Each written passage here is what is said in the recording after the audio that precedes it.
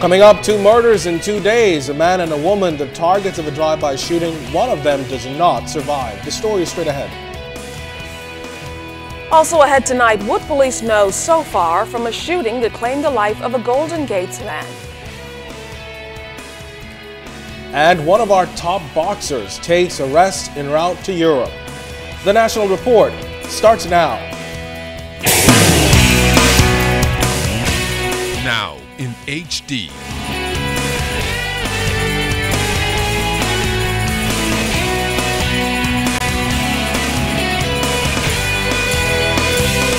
ZNS Network presents The Bahamas Tonight.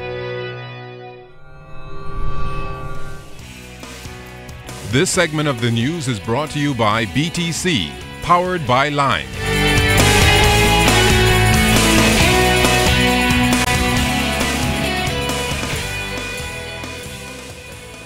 Breaking news off the top tonight. Good evening, everyone. I'm Kishla Adderley. And I'm Kendino Knowles. As always, it's good to have you joining us. 2 people, a man and woman, were shot early this afternoon in the South Beach community. Reports are that the woman died as a result of her gunshot injuries while the man remains in hospital. The shooting took place on Pinecrest Drive and Ponciana Avenue at the entrance of the Southern Dreams community.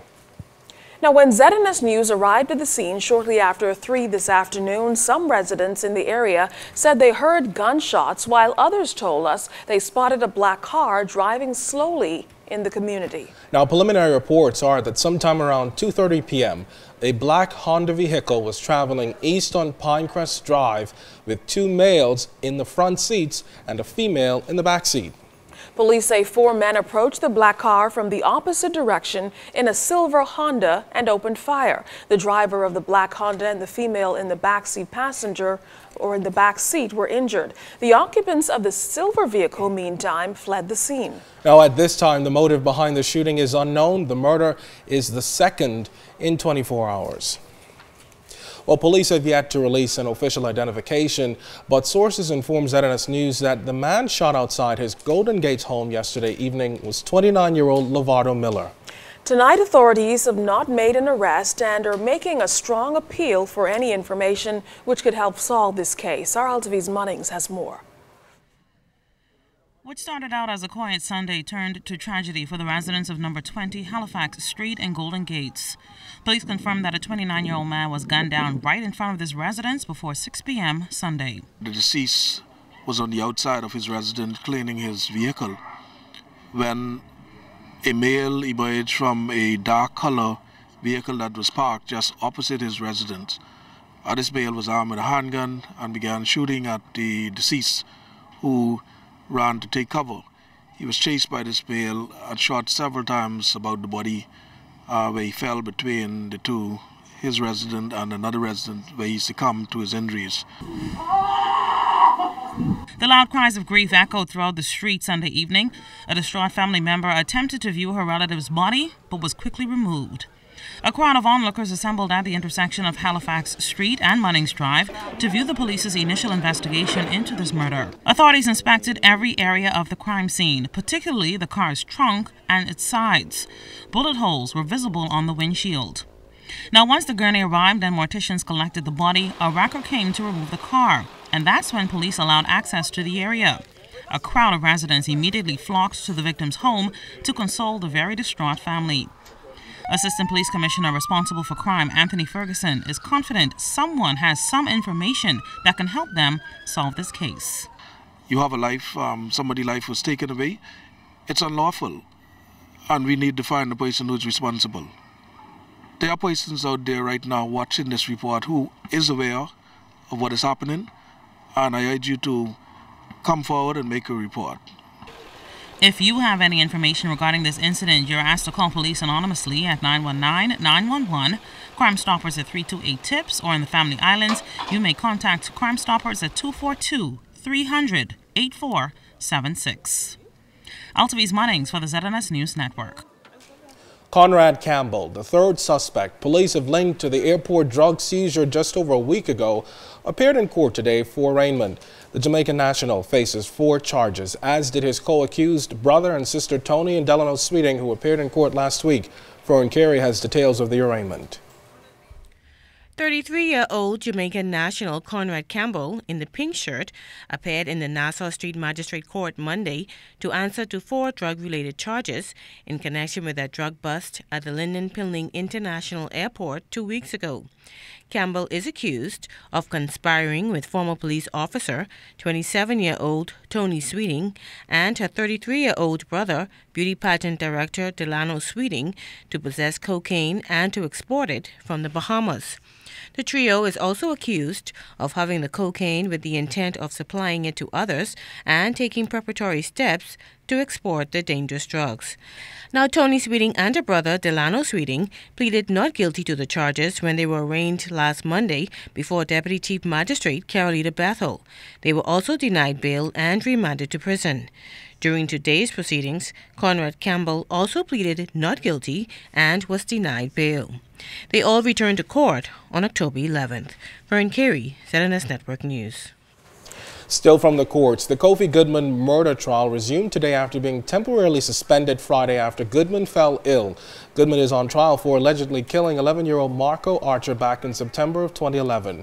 During today's proceedings, Goodman's attorney Jeffrey Farquharson suggested that crime investigator DeAndrea Johnson was lying during his cross-examination and trying to, quote, flam the jury to make them believe she was a person who obeyed regulations as it relates to the handling of evidence. He also suggested that the officer had not followed the proper protocols when she took a wet shirt from the crime scene to the forensic lab to dry and as a result had contaminated the lab. Allegations the officer denied. The trial continues before Justice Bernard Turner.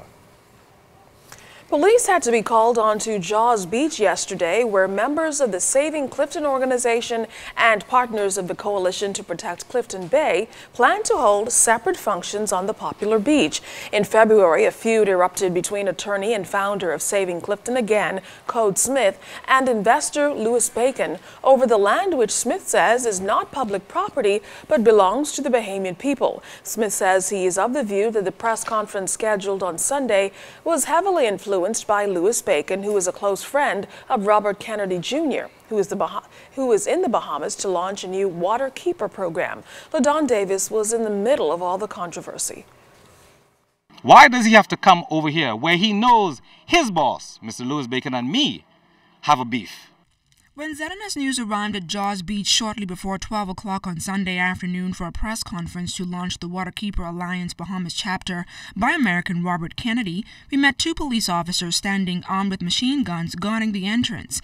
We were prevented from entering the Jaws Beach area by those officers due to an ongoing dispute brewing over the beach, even though the property is owned by the Bahamian people. Founder of the Saving Clifton Again and Renegotiate.org campaign, attorney Code Smith, explained what really transpired. Mr. Kennedy, this is a foreign fellow, this is not a Bahamian Kennedy, this is a foreign person, intended to come here today to dive off of the dock that we are now repairing in symbolic gesture for his conservation campaign.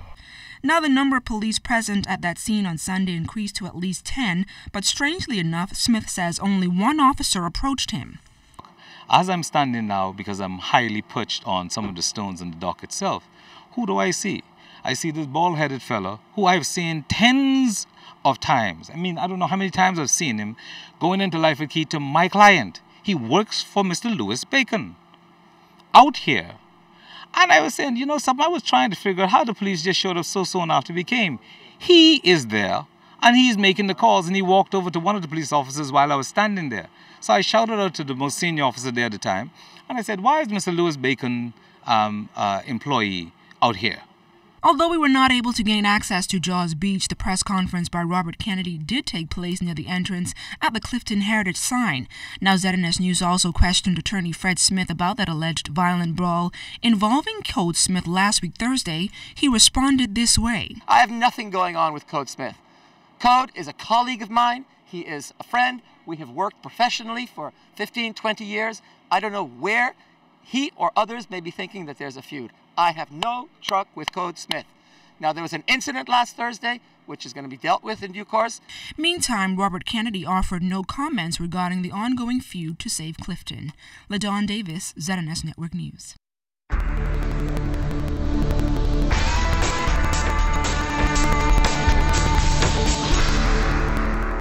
In our first look at weather, increasing cloudiness ahead of a frontal system, but outside of our studios just now, we have partly cloudy skies, temperatures 79 degrees, your relative humidity 66%, winds out of the east-southeast at 10 knots, your barometric pressure 1,015.7 millibars, that's 29.99 inches, and it is falling. But stay tuned, temperatures around the family violence, travel, and boating forecast is still to come.